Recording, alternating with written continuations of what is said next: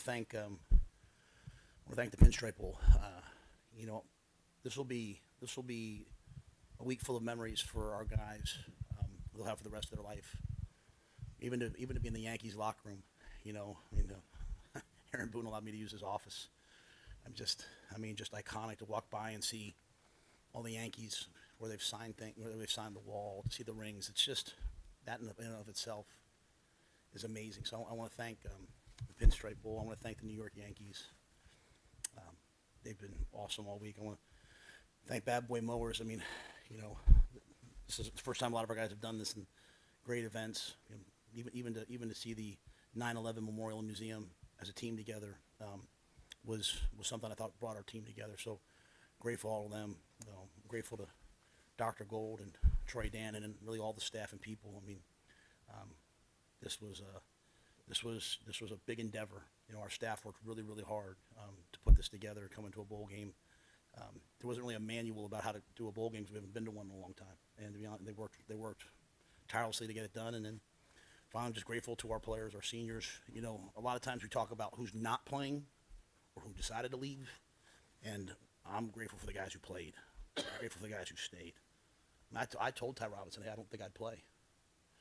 I think he should be a first or second round pick. And he was like, I didn't do all this to not play. And so that's, in a world where some guys don't want to do it, those guys wanted to do it, and they wanted to be here, and we wanted to play, and we wanted to play well. I'll probably get a little bit emotional saying this, so please forgive me, but Rahmir has never allowed anyone really to know what happened to him this year. But a year ago, he got hurt and missed the whole season. And I sat there with him in my office, as he wept, and the opportunity came to come back this year, and he decided to come back with really no guarantees. His mom was really, really sick for the whole season. I asked him to go home. President Gold intervened and got us in contact with doctors here that were taking care of his mom as she was preparing for hospice. And I asked Rahmir to go home, and he wouldn't go home. He had to play that game. He had to stay here with his teammates. Went home on the bye week. Asked me not just to tell anyone. He didn't want to be a distraction. Only let Emmett know. And they lost his mom. He lost his mom in November. And, those are the kids that got me into coaching. Those are the men that keep me in coaching. And he's awesome. And so for him to go out there and do that today, for him to have that run, for us to have to get him out of the stands, to get him to accept the MVP trophy. It was never about him. So you forgive me for that. But I told him I was going to share that because it's never been about him. He loved his mother. He lost his mother, and he cares about this team. I think this is a fitting end for him. So I hope he wears his pads home on the subway and goes to his apartment, takes that MVP trophy, and takes it out tonight somewhere. So with that was long. I'm sorry, but I love that kid. I love those seniors, and I'm grateful for them. So with that, I'll take your questions.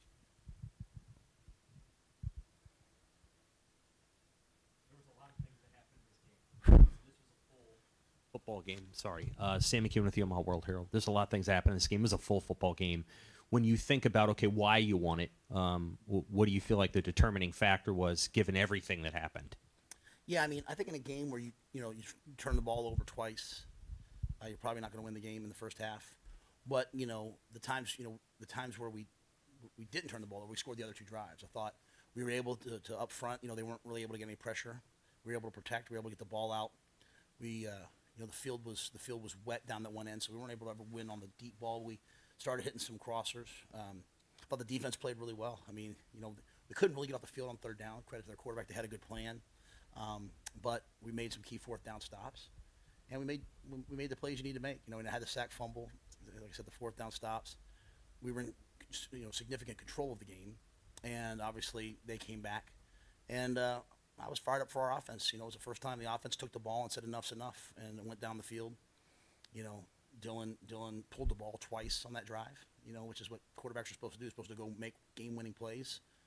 And then we ran power. There's Ty Robinson, a D tackle, goes over there, old school football. And I hope Nebraska fans are fired up. We won the game in the I formation, ran power, and Rahmir did a great play. So we made the plays you need to make, Sam. I felt like to win the game. There's obviously a lot to probably correct, but that was the last game of the year, so I can enjoy it.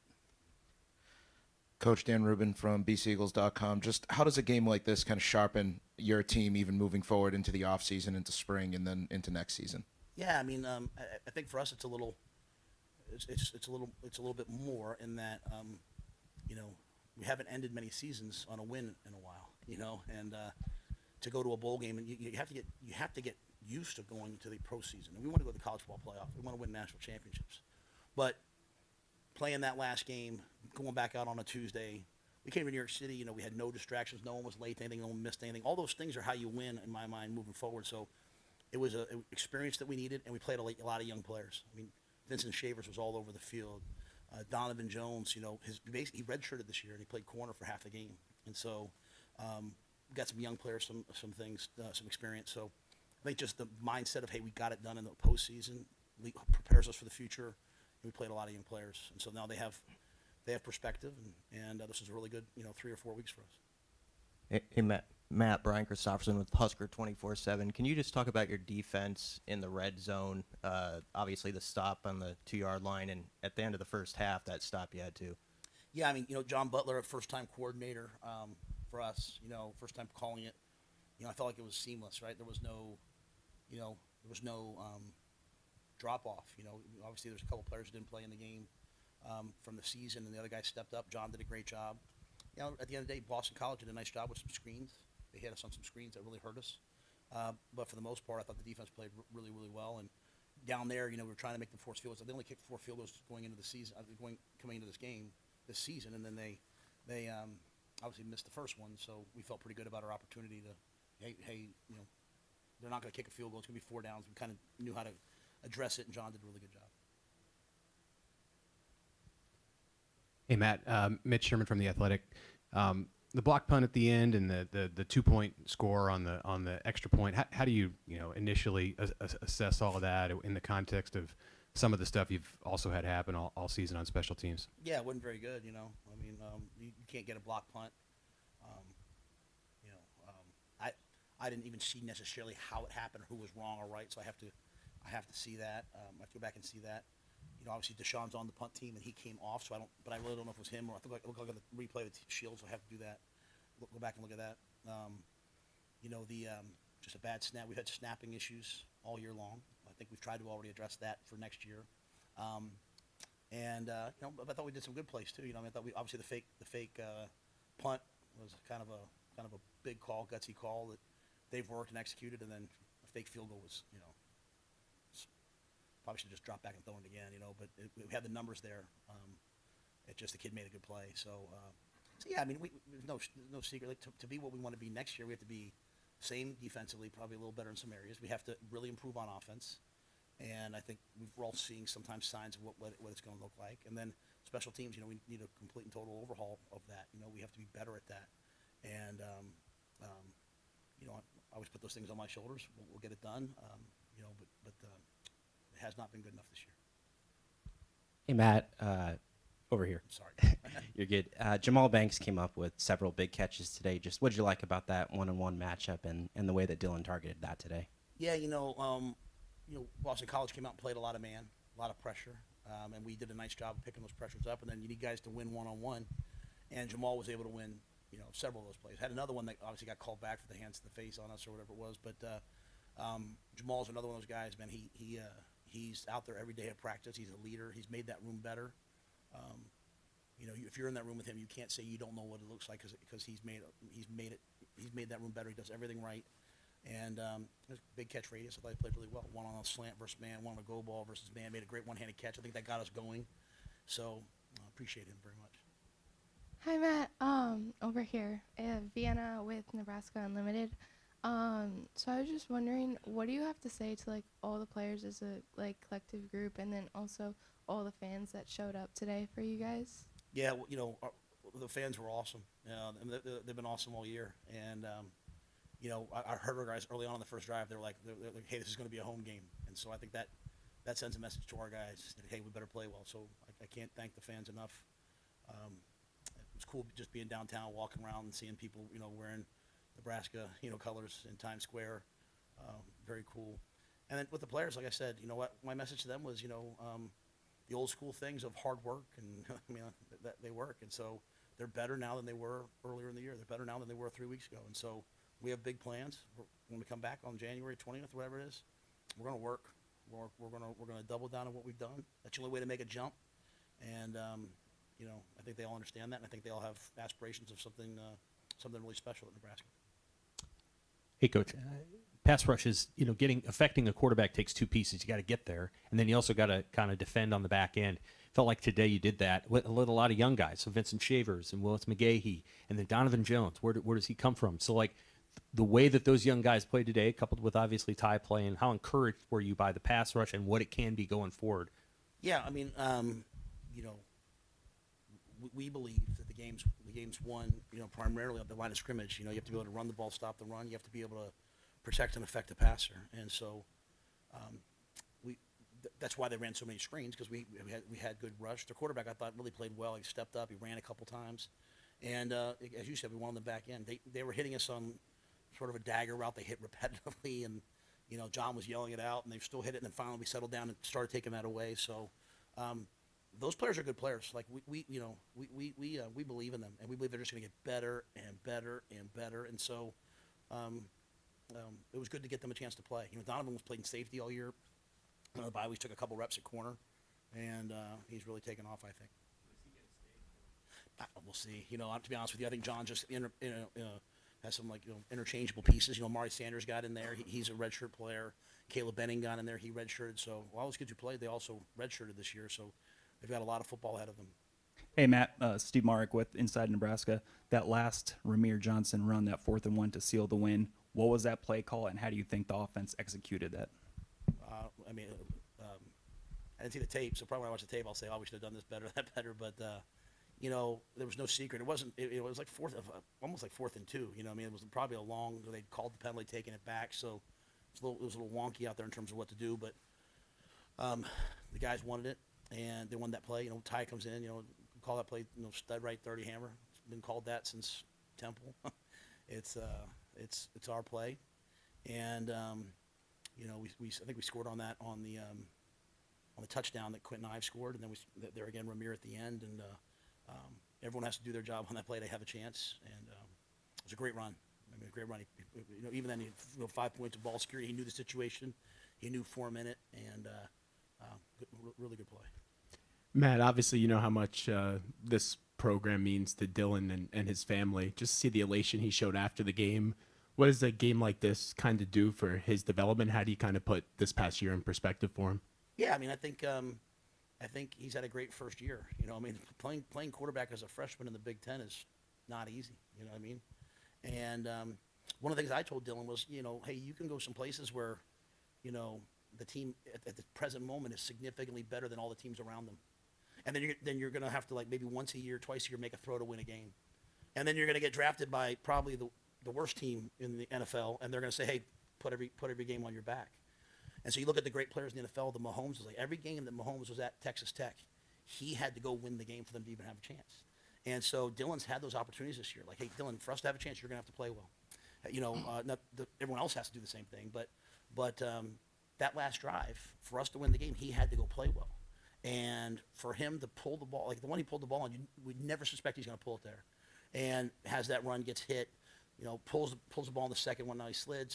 But still just, he did the things that are hard to do to win a game. And that's what I'm looking for in a quarterback. Like, everyone's talking right now about who should be the first pick, and I watch TV and all that stuff. Like, tell me the guys who do hard things to win.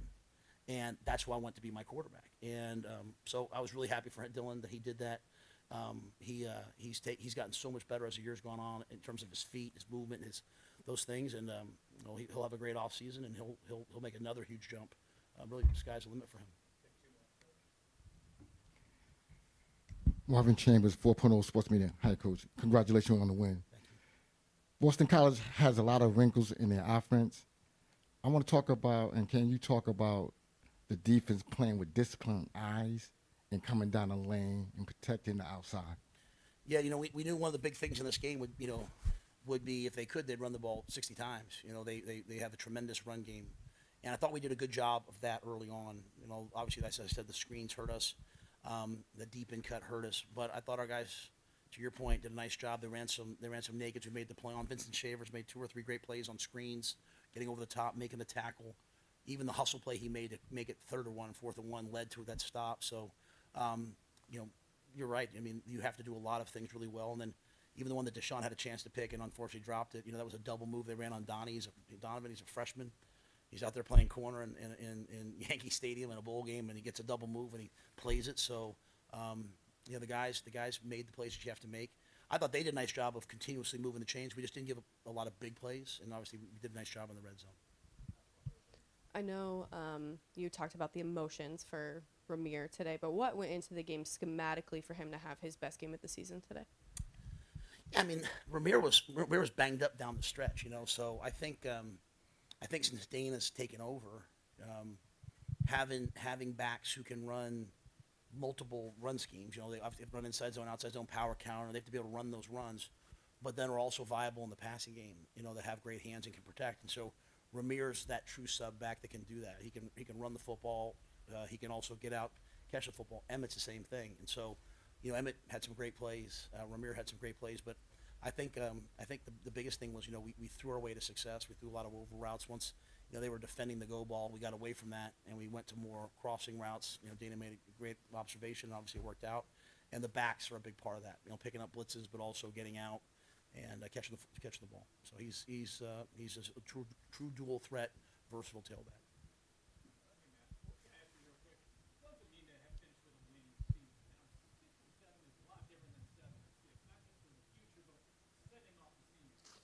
Yeah, I don't even think you should say 6 and 7. Oh, that's such a miserable thought right now. Let's be positive, guys. They won a bowl game. I'm with you, but seriously, that was in our head, and again, it's not, the program's still going to do what the program's going to do moving forward. We have the right plan. We know what we're doing. The guys know what they're doing. I think the biggest thing was, we were sitting out there. Nash said it took 5 years, but I can say I'm a winner. I can finally say I'm a winner, and they're winners in everything in life. But when you go out there, they keep score, and you got to make plays. And so, even as the game, I said 3 things to them yesterday. I said, hey guys, number 1, I want you to wake up excited. The bowl games are usually about who's the most excited team. Number 2. So I said, watch all these games that are happening. One team gets up, another team comes back because no one wants to play 60 minutes. They want, once they get up, they think the game's over. And I said 3, there's gonna be a time in the game where, oh, here we go. And I said, double down. Enough with I'm nervous, and just say we're gonna do this. And so, even when they blocked the punt and ran in, it was 1-score game. I was like, we're gonna find a way to get it done. And so I think that's the biggest thing is that finally they can walk off the field and say, hey, we got it done. We'll have a lot of momentum heading into the offseason. I think we're doing really well in recruiting right now. I think we're finding the right guys, and I think you see, to Sam's what he asked earlier, there's some guys on this team who are the right guys, and so we'll put the picture together really well, and I'll let you guys have the rest of the offseason to ponder what we'll look like next year. So I'm excited though about where we're headed. So thank you guys, and thank you for.